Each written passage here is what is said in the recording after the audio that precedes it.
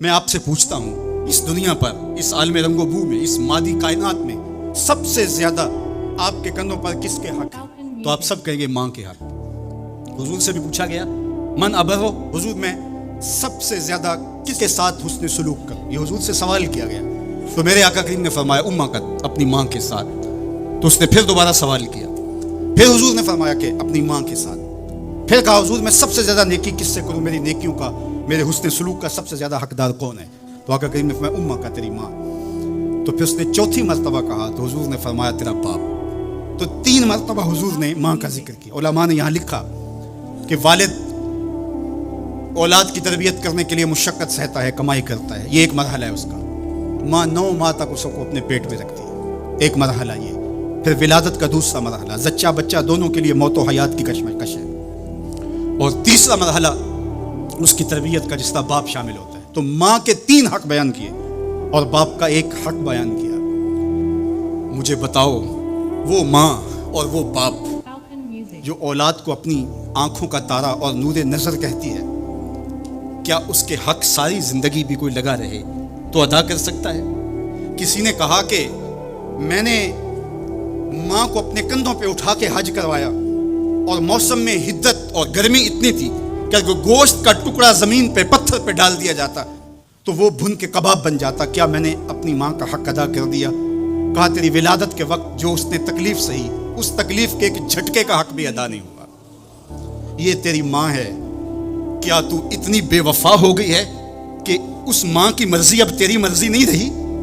وہ باپ جس کی ہڈیاں بھی درد کر رہی ہیں اور وہ مزدوروں والے اڈے پہ بیٹھا ہے، اور جب کوئی مزدور لینے آتا ہے تو اس سے صحیح طرح سے اٹھا بھی نہیں جاتا، پھر بھی کلی والا ڈبہ اٹھا کے آگے بڑھتا ہے، اور مزدور لینے والے شخص کے ساتھ لپٹ کے چمٹ کے کہتا ہے کہ بابو مجھے لے جاؤ، 10 روپے کم دے دینا، میں نے اپنی بیٹی کی کالج کی فیس دینی ہے۔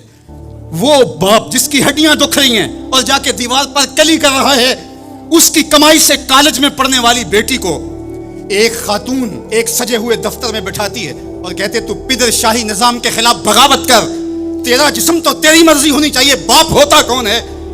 وہ بیٹی اس کے منہ پہ تھپڑ مارے، وہ کلی کر کے میرا پیٹ پالتا رہا اور میری فیسیں ادا کرتا رہا، میں تو اپنے بدن اور اپنی زندگی کی ایک ایک سانس بھی اپنے باپ کے نام کر دوں، حق پھر بھی ادا نہیں ہو سکتا۔ میرا باپ میری تعلیم کا ضامن ہے، میری زندگی کا ضامن ہے، میری عزت اور آبرو کا پہرے دار ہے۔ اللہ اکبر، معاشرہ بدل گیا، حالات کے تیور تبدیل ہو گئے، بغاوتیں بھر گئیں، وفاؤں نے دم توڑ دیا، مغرب کی تہذیب سوائے تکلف کے اور کچھ نہیں ہے، اور چہرہ جو روشن نہ ہو تو کیا حاجت گلگونہ فروش، نئی تہذیب تکلف کے سوا کچھ بھی نہیں ہے۔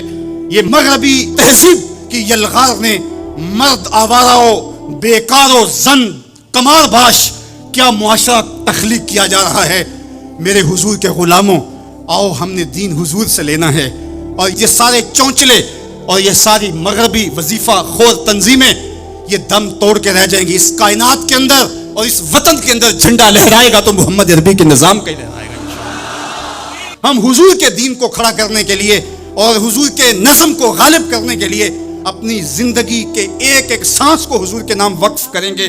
میری زندگی کا مقصد تیرے دین کی سرفرازی، میں اسی لیے مسلمان، میں اسی لیے نمازی، میری زندگی کا ایک ایک لمحہ حضور کے دین کے لیے، حضور کے نام کے لیے۔ تو حقوق والدین کے جو ہے وہ بہت سارے ہیں، کہا تو اس کے ایک درد کے جھٹکے کا جواب بھی نہیں دے سکا۔ ماں اولاد سے جو محبت کرتی ہے اور جو ماں کے حق ہیں وہ اتنے زیادہ ہیں کہ کسی پیمانے میں اس کو تولا نہ جا سکے۔ میں کہا کرتا ہوں سمندر کی پاتال تک تو کوئی پہنچ گیا ہوگا، لیکن ماں کے پیار کا کنارہ آج تک کسی نے نہیں پایا۔ یہ سڑکوں کے کناروں پر بڑے بڑے ہیوی ترازو نصب کر دیے گئے ہیں، پورا کنٹینر تول لیا جاتا ہے، لیکن آج تک ایسا ترازو میں نے نہیں دیکھا جس پر ماں کے پیار کو بھی تولا جا سکے۔ ماں جب بولتی ہے تو اس کے لہجے میں جبریل بولتا ہے، ماں جب مسکراتی ہے تو لگتا ہے جنت کی ساری کلیاں کھل اٹھی ہیں۔ اللہ نے ماں کے سینے میں وہ درد، وہ درک، وہ محبت، وہ چاہت، وہ پیار کا جہاں آباد کر دیا کہ سید خورشید گیلانی نے کہا تھا کہ اونچے ہوٹلوں میں کھانا کھانے میں وہ سرور کہاں جو چولہے پر بیٹھ کے ماں کے ہاتھوں سے پکی ہوئی چپاتیاں کھانے میں ملتا ہے۔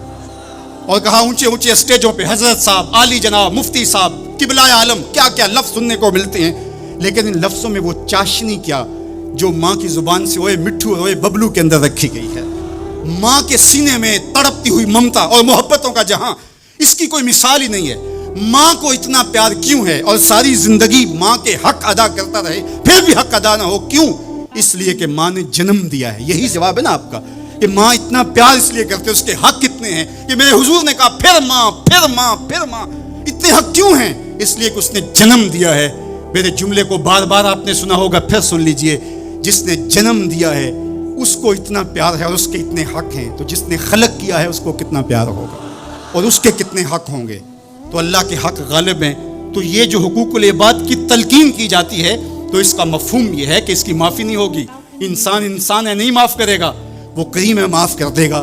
तो इसका ये मतलब कभी भी नहीं निकलता कि जो है वो अल्लाह के हक कोई कमज़ोर है और मखलूक के हक गालिब हैं। हमारे ऊपर सबसे बड़ा हक हमारे अल्लाह का है, फिर रसूलुल्लाह के हक है, फिर उसके बाद हमारी माँ के, हमारे बाप के, हमारे मुर्शिदों के, हमारे उस्ताद। हम एहसान फरामोश लोग नहीं हैं, हम जिसका भी हक हो उसको पूरा करते। मौला